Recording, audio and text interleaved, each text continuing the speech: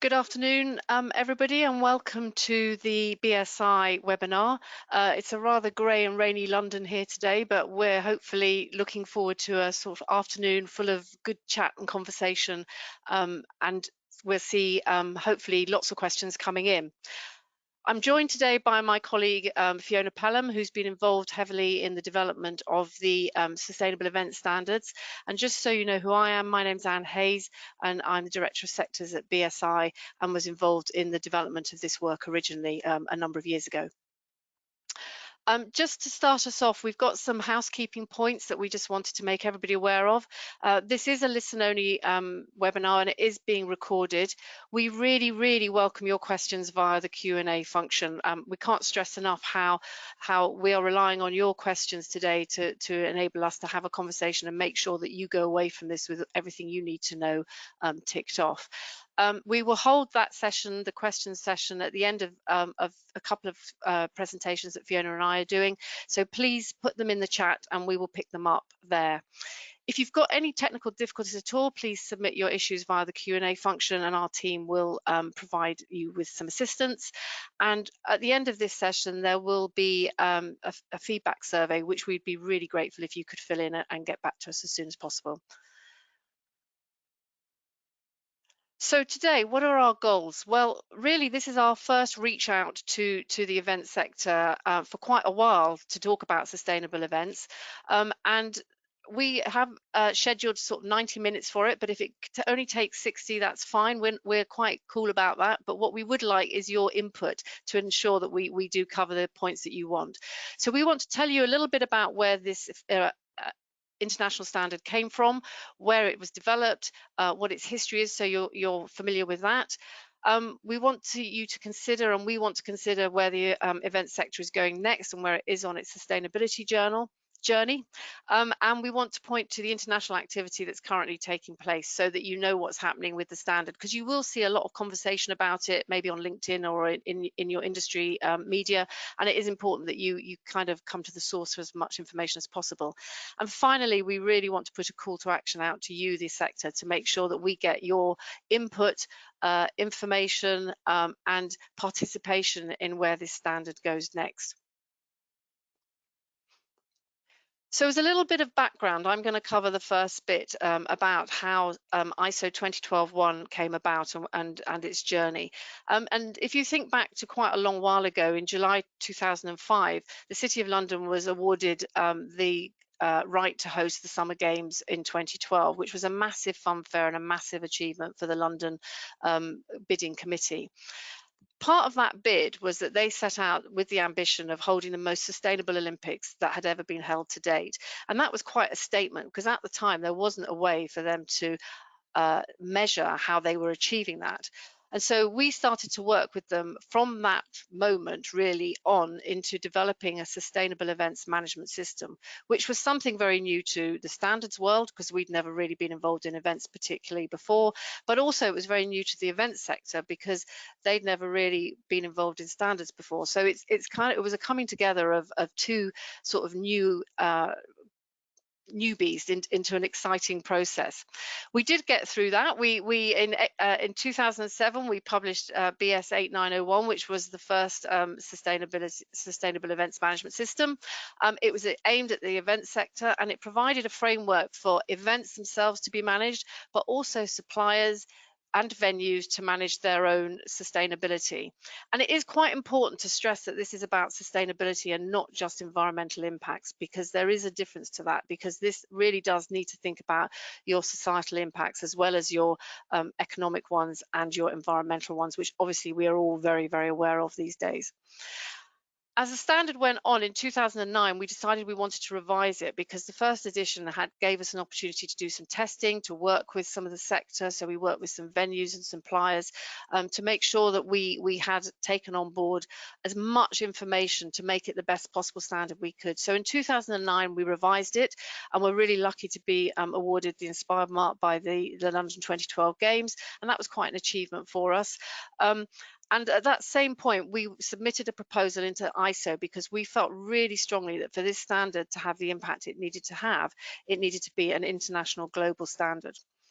So we then started the journey into developing an international standard, which is quite a journey, because it's not just taking into account all the opinions of those within one country. It is actually a global standard that had input from around the world. In 2012, just before the Games, we launched the first international standard on sustainable events. So it got the number, which was very lucky to get the number 2012-1, and so that it's always associated with the achievement that was made to support the Olympics with this standard.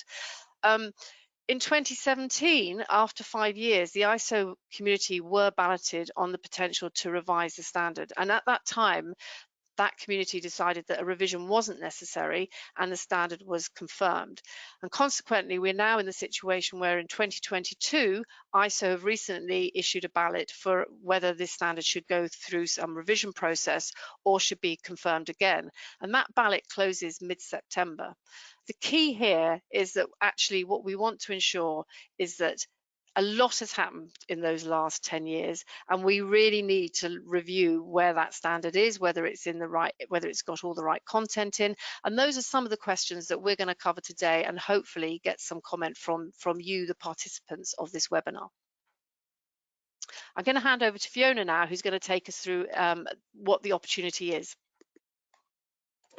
Thank you, Anne. So as Anne introduced, I was chair of ISO 2012-1 and very proudly the youngest female chair of ISO at the time. I think, and I hope there have been younger female chairs since, but I think that just goes to show what an unusual standard ISO 2012-1 is, and the event community were focal to the creation of the standard, and that's why we're doing today's webinar, to make sure that you, the event community, are involved in whatever decisions happen going forward.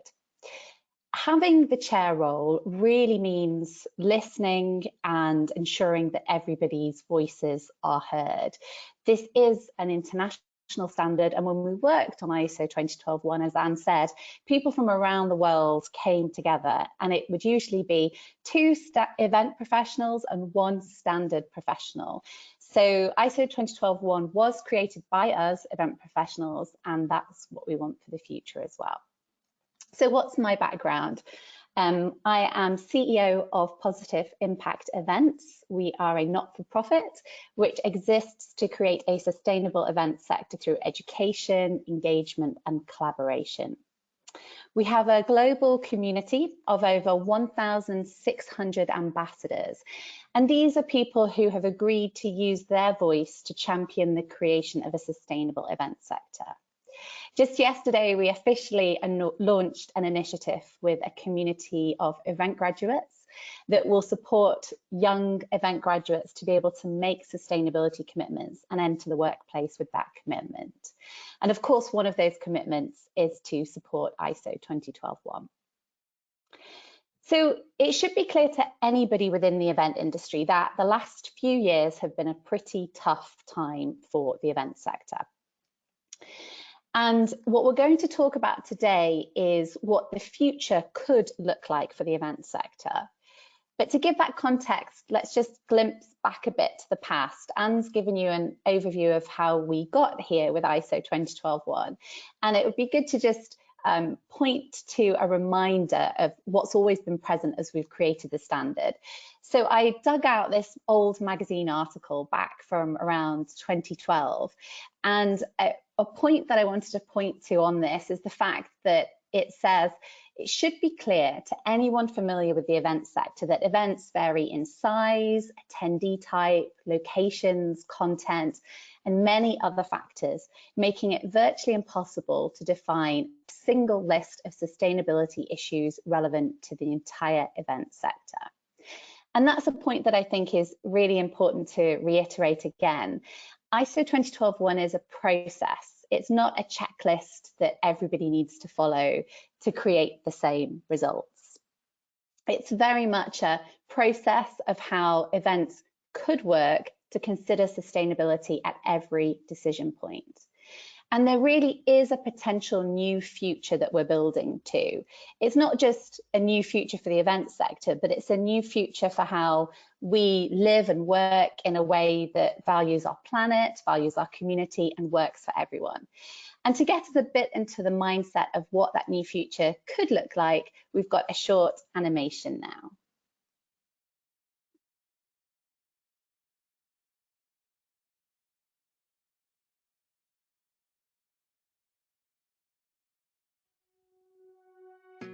What could be the future of the event sector? The sector that makes human connection and interaction happen. The United Nations Sustainable Development Goals are 17 goals with targets and indicators which are a roadmap to a world we all want to live in. Human connection and interaction is vital to achieve every one of these 17 goals, because we need collaboration, idea exchange, knowledge transfer, innovation and inspiration. Whether you're gathering people face-to-face or connecting people virtually, your event can advance the Sustainable Development Goals. For example, from a logistical perspective, you could reduce your use of plastic, addressing SDG 14, Life Below Water, or reduce your food waste to address SDG 2, Zero Hunger. Thinking strategically and beyond the logistical perspective, the content of your event could include sharing best practice on how to live sustainably, which would address SDG 4, quality education. Or you could implement initiatives to gather input from the community attending your event. And this would address SDG 16, target 7.2, enabling participation and inclusion. Imagine if the event sector was known for making human interaction happen, so everyone in the world experiences participating and being included in decision making. Imagine how strategic and impactful event professionals could be in a recognised role of being the ones who make inclusion and participation in decision making possible. This could be the future of the event sector.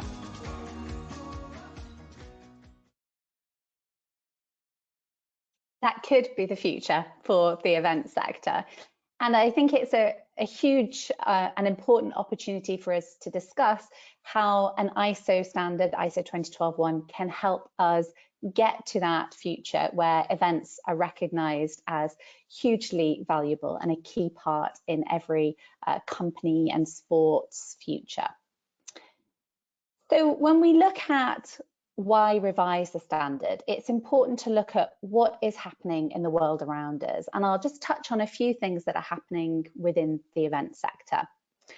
One is approaching carbon. So there is a piece of work being done with UNFCCC to create a roadmap for the sector. There is a Race to Zero accelerator program for event sector SMEs, so they can create a net zero carbon target and work towards it. And also ISO and BSI are working collaboratively on something called the London Declaration, which came from their involvement in COP26. And that's about making sure that standards will all refer to carbon. So it's very obvious for everybody in the event sector, carbon is going to be something we need to understand, we need to measure, we need to address. And it could be that more focus on that within ISO 2012-1 could help the sector. The second element that's important and is being spoken about a lot at the moment is human rights. And I'll refer now to a short interview that we did with Zara from UNICEF UK to tell us more.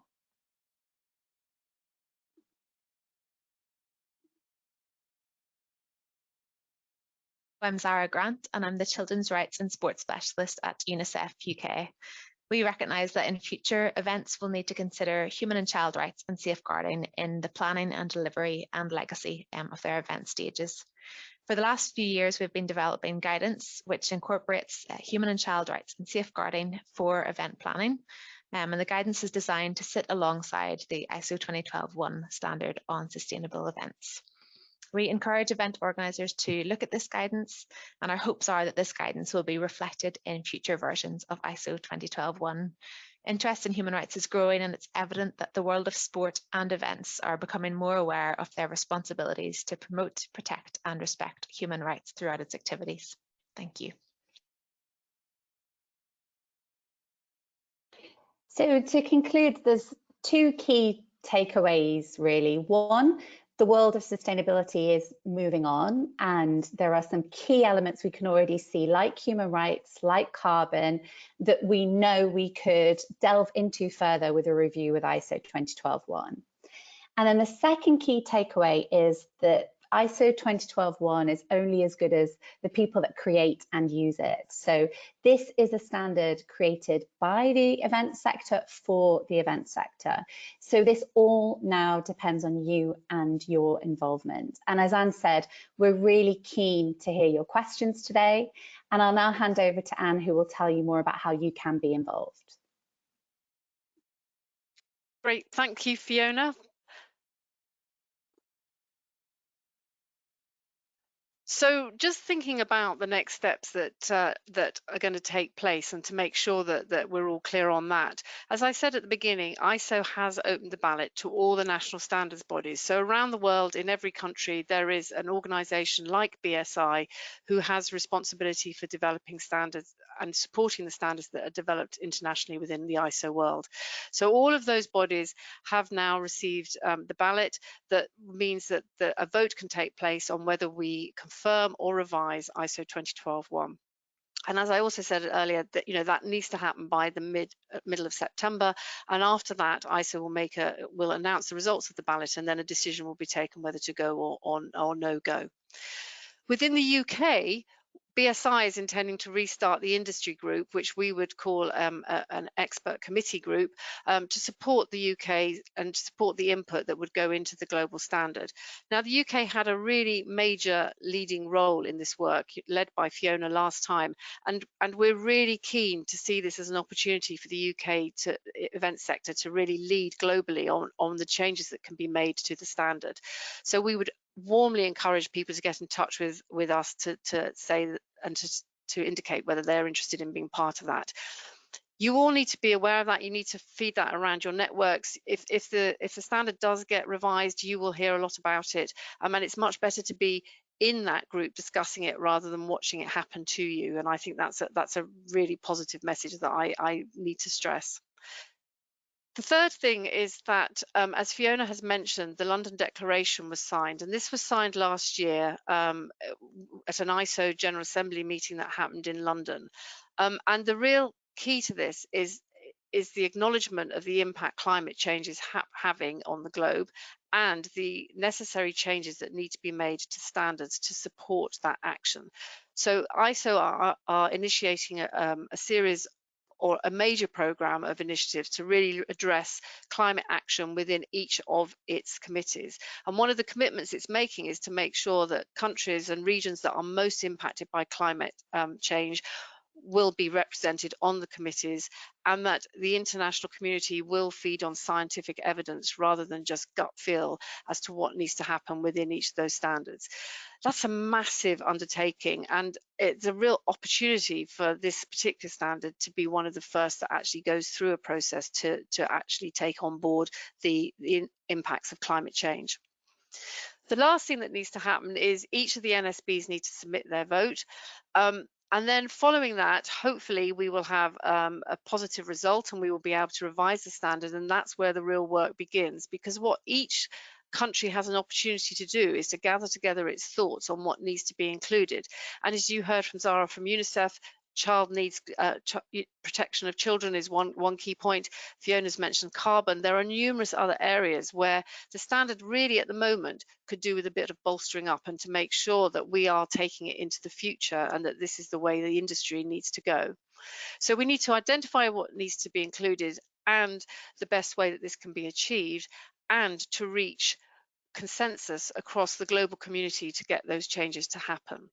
And across that whole process, which will take some time, it's not going to happen instantly, it will take a couple of years, but it is actually a really solid and robust way to ensure that all the voices are heard. So we're now moving on to the Q&A part of the session.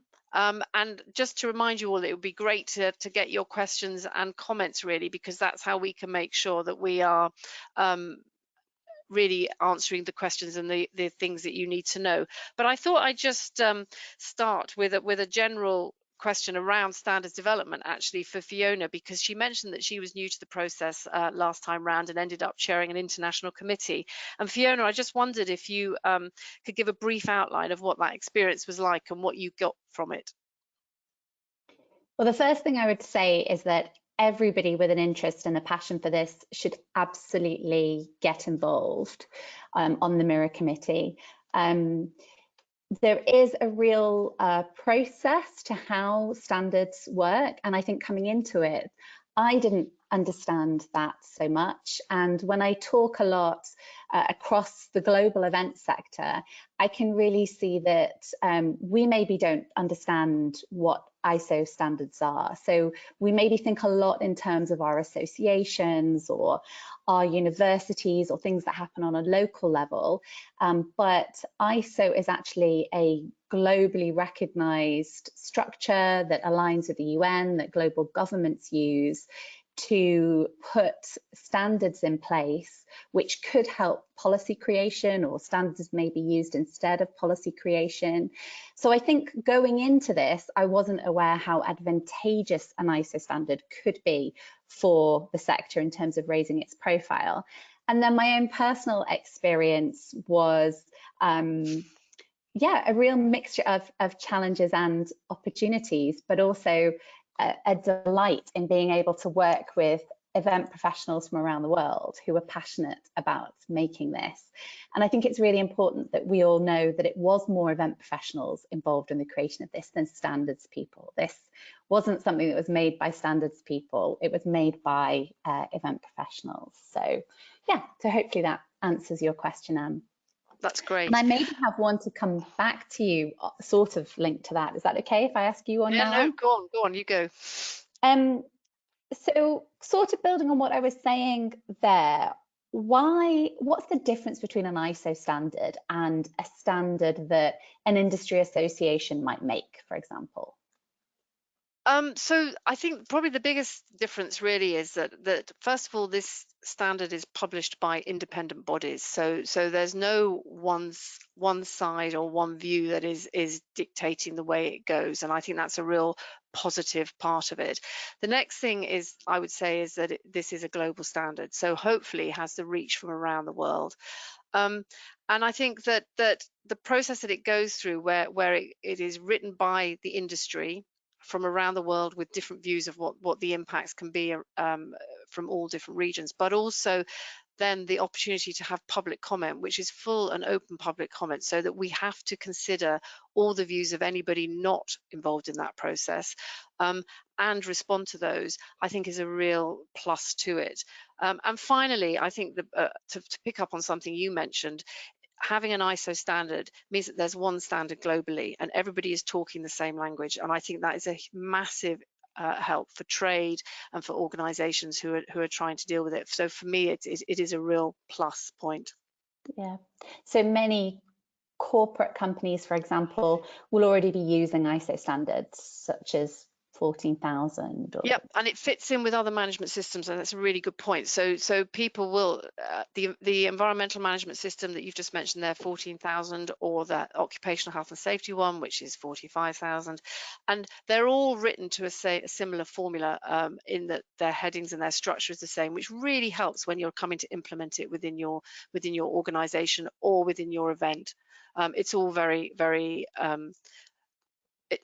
it's all very standard, for want of a better word. We've got some other questions, Fiona. So I just wondered what you would see as the main changes that could be made to the standard, and what difference would that make to the sector? Yeah, so we've sort of touched on the two main obvious changes. Actually, there's two more that I can think of. So carbon, definitely, because we know we have to address this. We know that businesses and governments are setting carbon targets. They use events to share their messages. Therefore, we need to know what we're doing about carbon. So that being in the standard would be really useful. The human rights piece, we know that is growing and there's more pressure. We know that things like material usage, plastic is also coming under the spotlight more.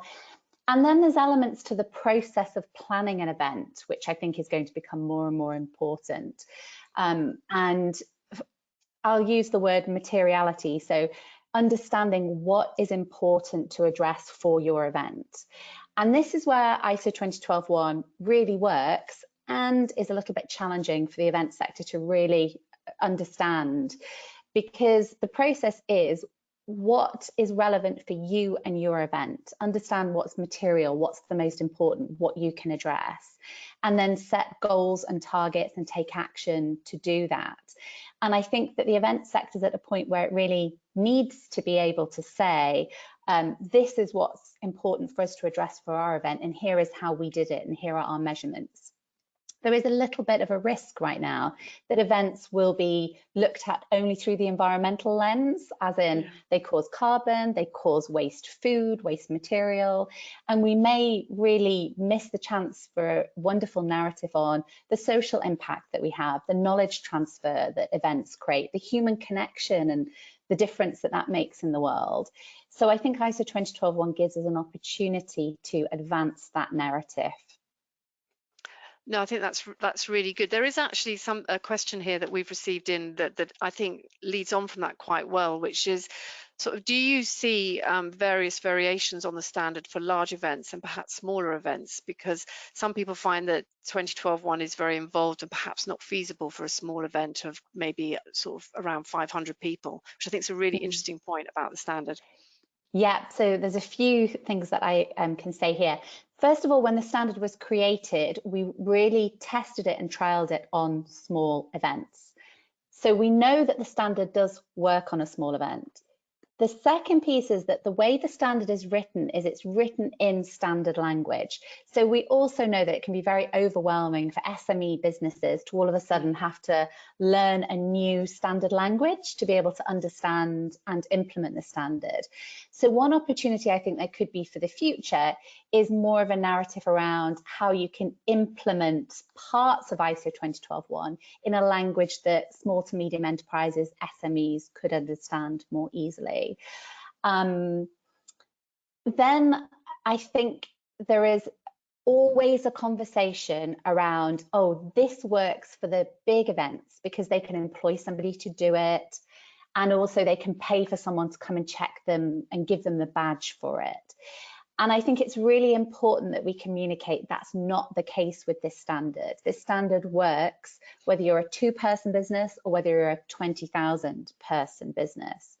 And also, you don't need to pay a third party to come and check you. You can be first party, second party, or third party certified. And first party certified is where you demonstrate yourself that you have done it. You've implemented the standard by showing, for example, your policy. Okay, thank you. Just a good question here about venues being permanent can put a process for implementing the standard in their budget, but temporary events can't do that. Do you think there is a difference between how sort of venues or permanent organizations can do it around versus, one-off events? I think that's quite an interesting question. Permanent businesses are definitely more used to implementing standards. So a CEO of a business that does the same thing 365 days a year is much more aware of what an ISO standard is and probably already has some in place.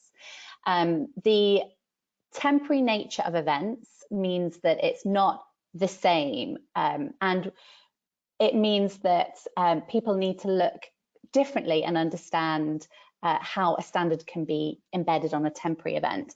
And let me take you to a point in the standard where this all comes together.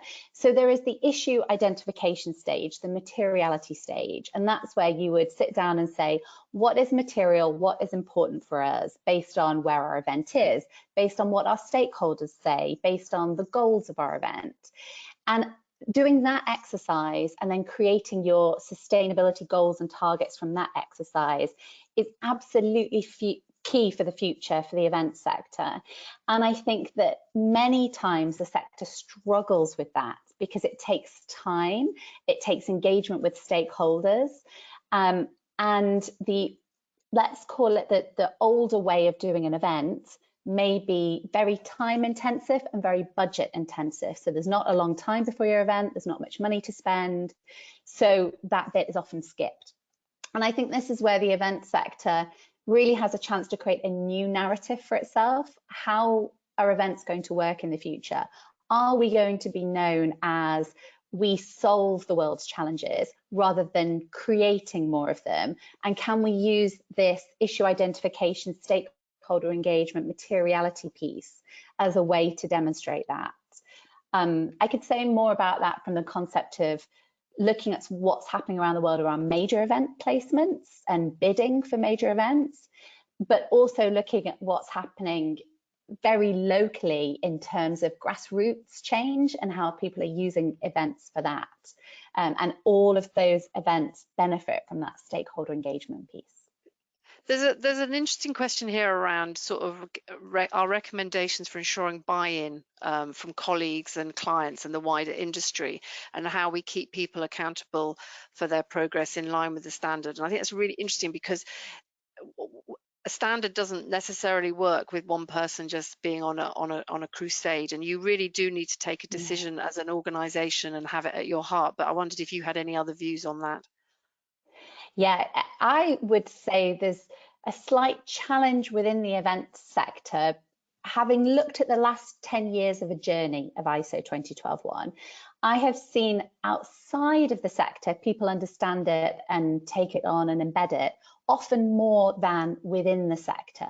So I've seen the industry associations, and I admire the associations. I've had the honor of chairing one of the world's biggest event sector associations, but I've also seen that they exist with their own business model, and oftentimes that's creating their own resources for their own community. And that hasn't always been understanding the value of an ISO standard. So I'll ask you to repeat the question in a minute, Anne, actually, but the point I want to make there is, I think we may be at the stage where it's going out of the hands of the industry to decide this, because corporate sponsors, corporates that want events, they understand the importance of sustainability now and of ISO standards, and they will lead the change rather than the event sector supply chain being able to say, we think we should do this. And internally, I mean, the question really was sort of about how you get buy-in, and I think it's about internally within your organization as well as it's almost easier down the supply chain, isn't it? Because you can put it in a contract and say you need to comply with this. But actually, what would you do with your internal stakeholders and maybe your the community in which you're operating in? How would you ensure you have buy-in there?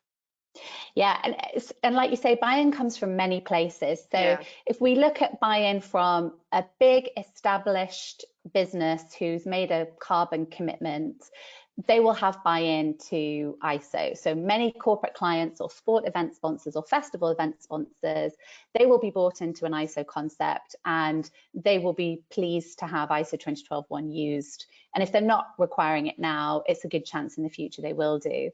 Then there's the buy-in across the event sector supply chain. And that's where the associations have a huge role to be able to help with that.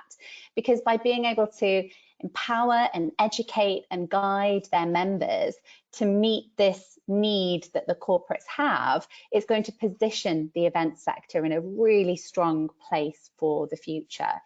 So then the question is, how do we get buy-in from event sector leadership, which often comes down to associations or certain key businesses? And that has been a challenge over the last 10 years. And I don't know that that is always possible. And speaking very honestly, maybe that's because some business models will have to change. But any of us working in the event sector will know, especially from what we've seen in the last few years, the sector is changing. And if you speak to new event graduates around what their hopes and ambitions are for the future, that's different as well from 10 years ago. So, yeah, it's definitely time for a change, Fiona. Somebody has asked us if you could talk a little bit more about first-party accreditation and to whom are you demonstrating your credentials? it's somebody who's always gone down the third party route with 14 and 9. So the environmental management system and the quality, if you're not familiar with those numbers. Yeah, so first party certification, I think, is really important for the event sector to understand, because we are a majority small to medium enterprise supply chain sector around the world. So it doesn't make sense to introduce a standard and then to have third party certification with the related costs be the norm. So first party certification is where you on your website could show your policy, which would include your objectives, which should also include a way for any of your stakeholders to be engaged in the stakeholder engagement piece. There is also second party certification, which is when somebody you know checks you. And I think there's a huge opportunity here for the sector to support itself with these different levels of certification. So again, for example, the associations could deliver second party certification to their members, and that would be a way to help show more and more evidence. The final thing I want to say about certification, though, is it's not the certification that counts, it's the implementing the standard where the changes are made. And I've seen too many examples to mention where people have said, oh, I just phoned up for a quote from a certification company and I want to get the standard. Can they come around and check that I've now got the standard? And implementing ISO 20121 is not about that. It's about going through the stages, going through the process of the standard and the results that will come from that. Is there anything you want to add to that, Anne? Because I know we often tend to talk about. I think it's very fair what you've said. What I would add is the benefits of third-party certification are that they are independent, but actually I think probably the biggest thing I would say from where we are on this particular call and where we are with the life cycle of this standard is actually it's about, is the standard still the right standard? So certification in all sorts of levels can come during the process, and we can talk, as we have done before, Fiona, to many people many times about this. There are multiple different levels that you can do it at. Independence is seen as very attractive, so which is why people do that. And I think the only thing I would say about first party certification is being really honest, you know, and making sure that if you are going that route, that you are honest about what you're claiming, because people will check. But you know, actually right now it's not about the certification end of it. So we have had a couple of questions about that, and I'm sort of pushing them to one side for a minute. So forgive me, all of you people who've asked about them, because actually it's about getting the standard right, that I think is really important, and where we are in this life cycle at the moment.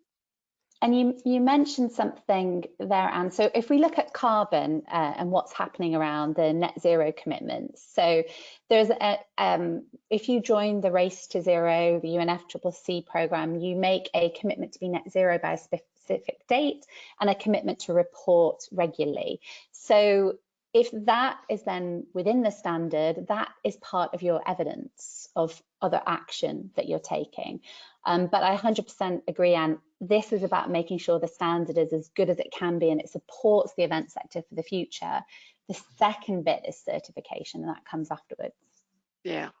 We've got an interesting question about how you can encourage event planners to adopt the standard for their events. Have you got any tips and hints on that?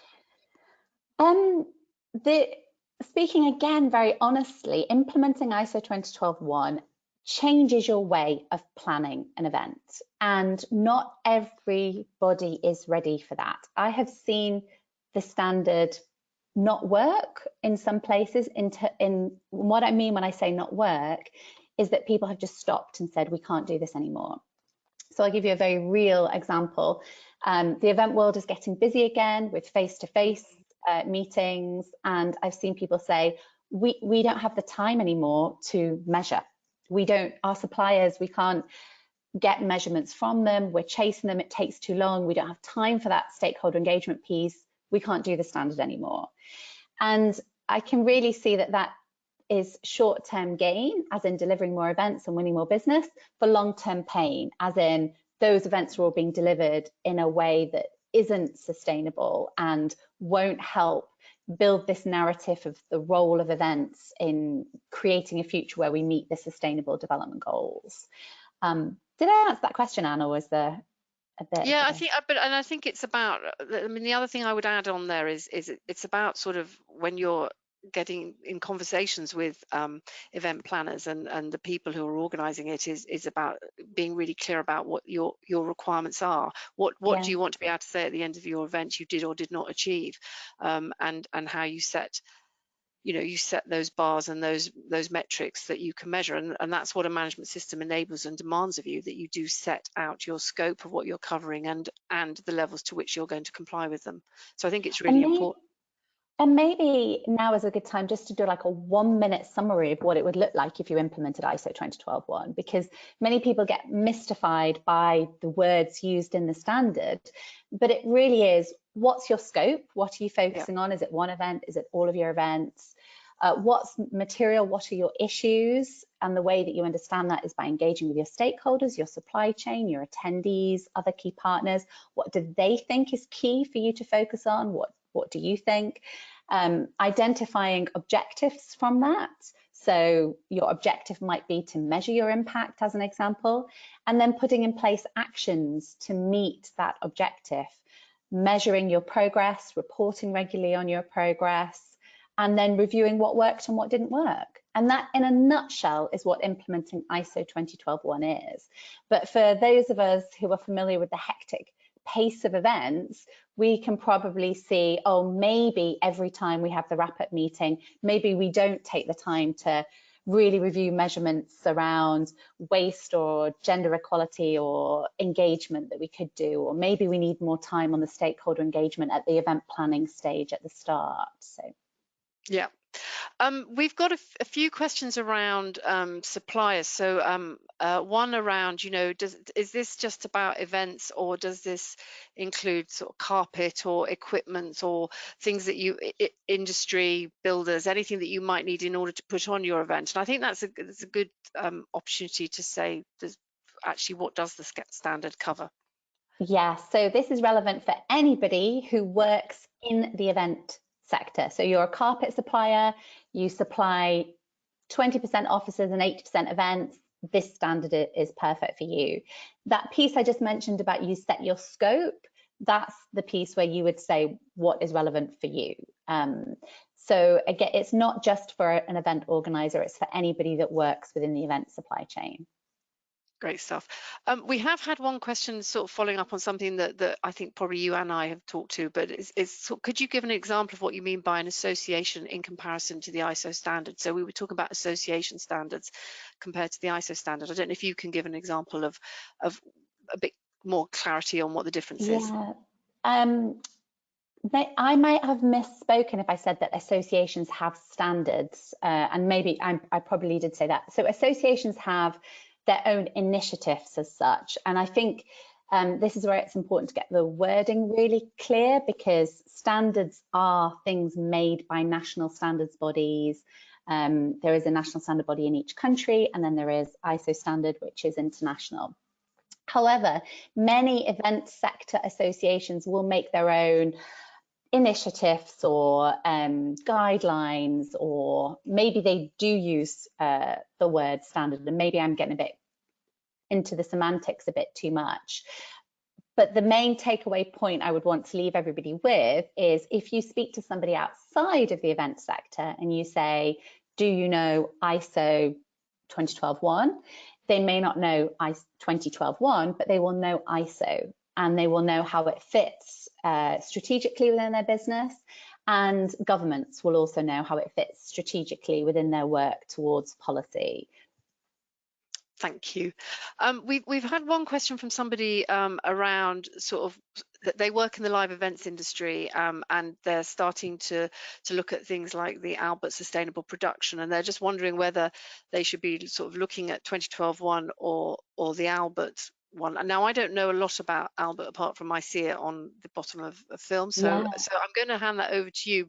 But what I would say is, it's actually, we're not really trying to compare. What we're trying to say is that this is either one might be the most suitable, and really the way you're going to find that out is by reading them and trying to get familiar with them. But Fiona, you probably have a better knowledge of Albert than I do. This is a brilliant follow-on question, and actually I don't know really anything about Albert, but it's been created for a specific community in a specific way. It's not an ISO standard. So that's the difference, really.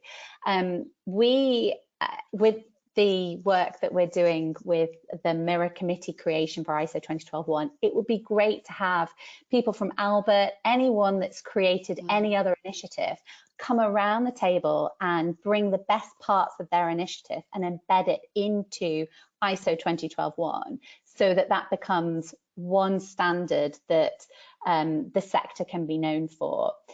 The other piece I will say is that there are oftentimes what I would call a checklist approach made. Yeah. So if you have a very specific type of activity, for example, say it's a 10-person networking event that happens only in Wales, you could then create a checklist based on the Welsh infrastructure for recycling, the transport networks, the stakeholders that you would have in that area. It's very, very specific.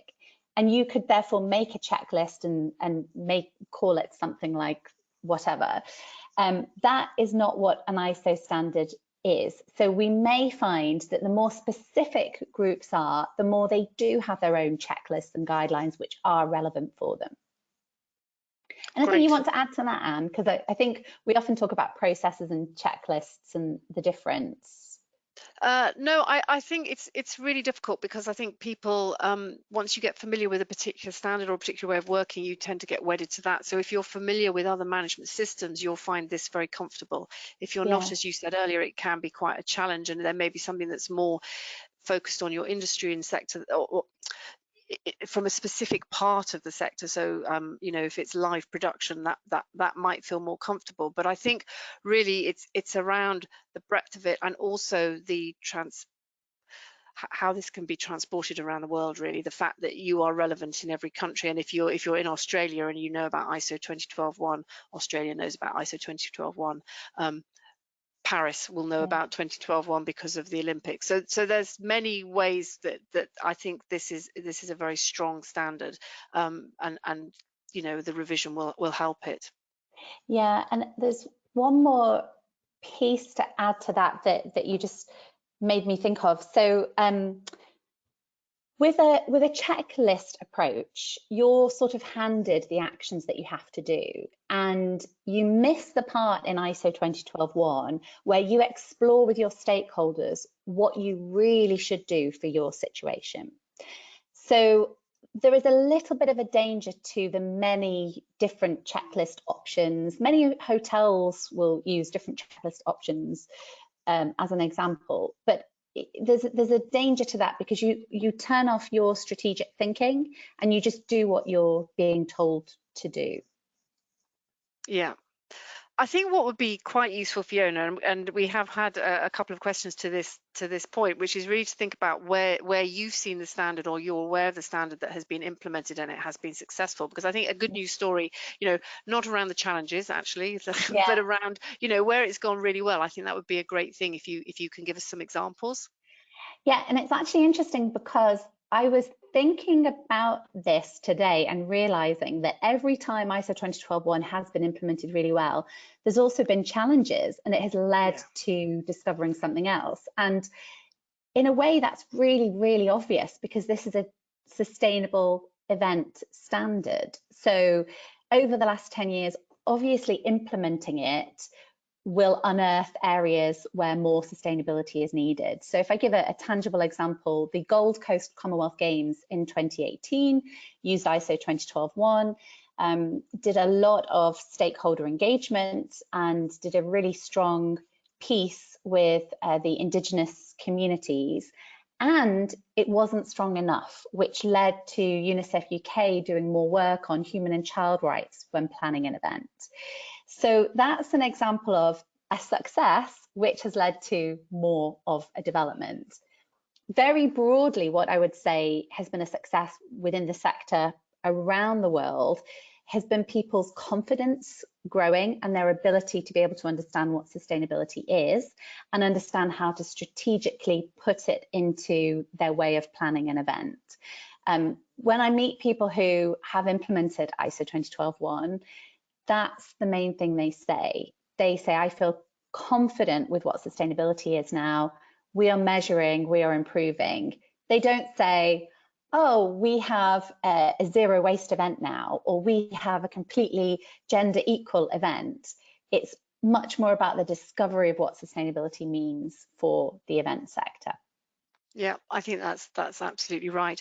We have had a number of questions, as always, about certification and about, you know, few certification bodies seem to offer it. And what I'm just going to take that one, Fiona. But what I would say is that I think the standard, because it hasn't been revised for 10 years, it's very easy for it just to sort of carry on with those people that use it and those certification bodies that certify to it.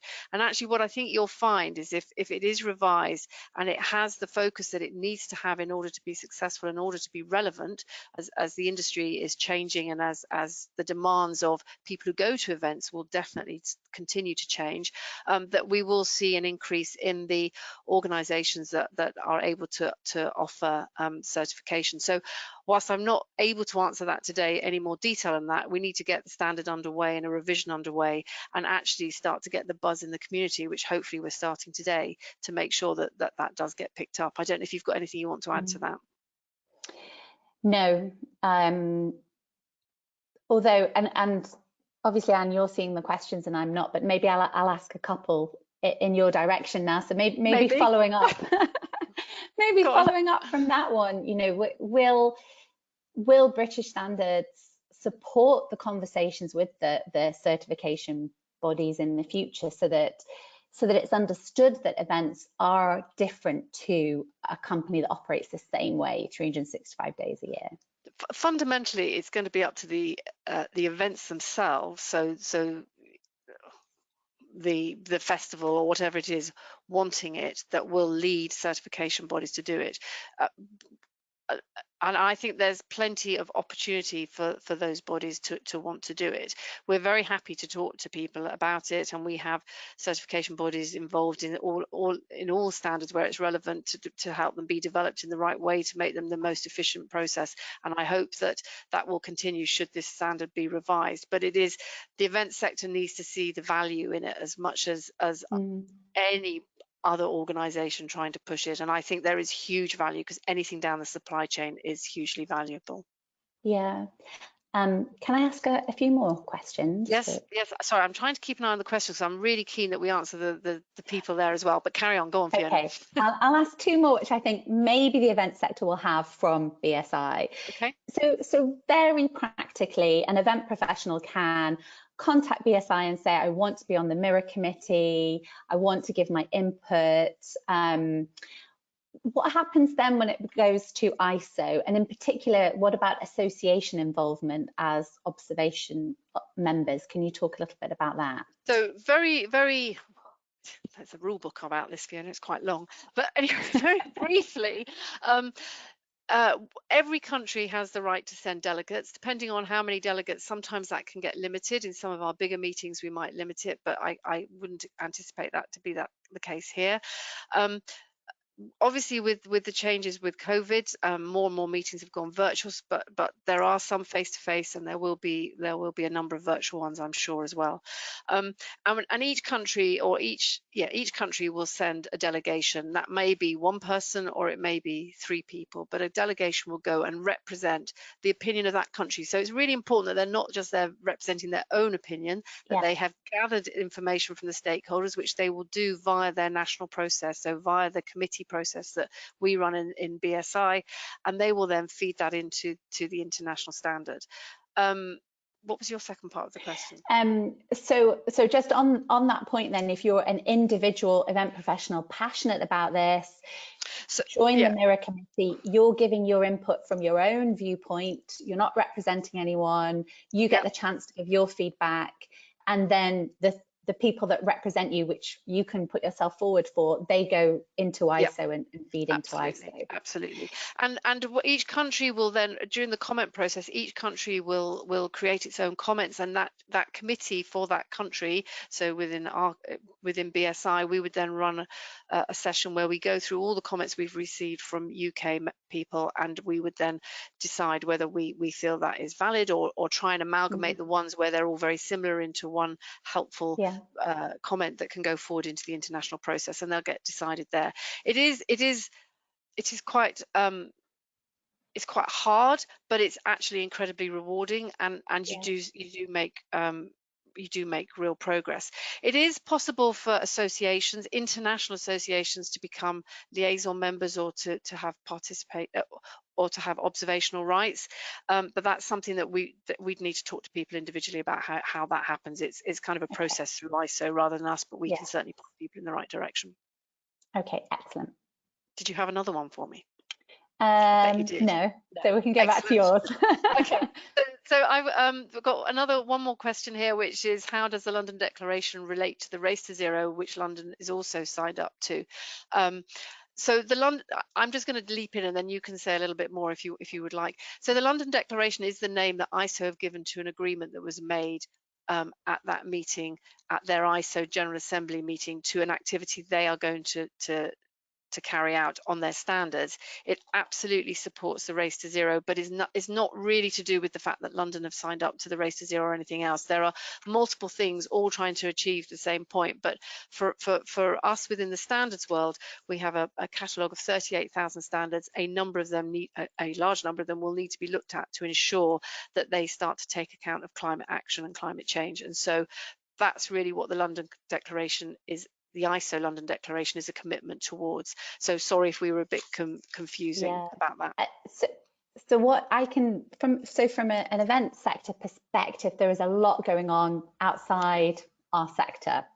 And I think, Anne, you just summarised that really well, that the London Declaration is in line with everything else that is happening. So the review of ISO 2012-1 gives the event sector the opportunity to say, look, we have this international standard, we've embedded carbon within this standard in a way that aligns with UNFCCC roadmap work, the Race to Zero Accelerator Programme, net zero guidelines that are going into other standards. And it's a real opportunity for the event sector to be one of the first with a standard that meets that. And I can't think of a better way to say this, but to be a good guinea pig. Okay. Never thought of this standard as a guinea pig.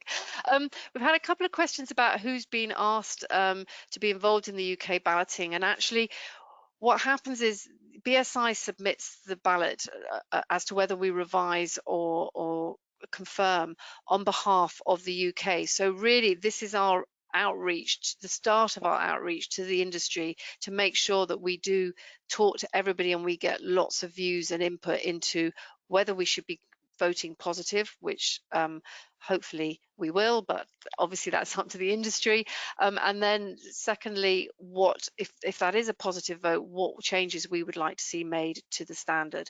So that the key really is on one of the standards I've put who we should be contacting, which is my colleague Christina Allen, with her email address. And if anybody's interested in getting more information, getting involved, wanting to point us towards other organisations that we should be engaging with, please get in touch with Christina so that we can make sure that happens, because we're really keen, as the UK had such a big impact on this standard last time around, that the UK does have that opportunity again. And as past chair of ISO 2012-1, I now sit on a sustainability committee within BSI. I actually can't remember the title with that. But for over the last year, I have been asking BSI to engage with the event sector so that we could have a very strong mirror committee and we have enough time to have meetings and conversations about what we want the decision to be. Today, we've discussed reasons as to why a review of the standard would be good, but the most important thing is that the sector comes together and decides what they want. So on behalf of the sector, I think Anne would agree that I have requested BSI engage with the sector quite strongly. Yep, and that's what we're doing, which is great. So I think we're starting to slow down on the questions. There are some more around certification, and probably when we do our follow-up notes, we'll try and put some links in there so people can find that information. I just don't really want to go down that alleyway too deeply today, because the first thing we need to do is to get through this engagement process and make sure that we get the standard revised. There's a couple on how I can get involved, and I think we've sort of covered that. So Fiona's mentioned it, but please get in contact with my colleague Christina. You are at the end of this, and I really need to say a massive thank you to Fiona. I've worked with Fiona for, well, I don't know when we started. But we've worked together on this standard for a number of years. I've had to teach her about standards. She's had to teach me about events, and between us, we've managed to make it through. So thank you very, very much to Fiona for your time today and the conversations we've had over the past year. There will be a survey that will be well, there'll be a couple of surveys. One survey about this webinar today, but another survey around your thoughts and comments around the standard and what you would like to see happen. Please fill that survey in, because it will help us start to formulate our response and have actually further conversations with you all as individuals. On that survey is a box where you can tick whether you'd like to get involved, so that we can follow that up. And I've had questions around, can we have Christina's email again? The slides will be sent out to you. You can access them, but also if you tick that box on that form, you will get contacted about being involved in the standard. Thank you so much for your attendance today. Thank you for all your questions. You've kept Fiona and I on our toes, and we very much hope that you let people know about this, because it's meant to be an information point, and point them towards the link when it comes out to you, so that they can catch up if they've missed it today. Thank you very much.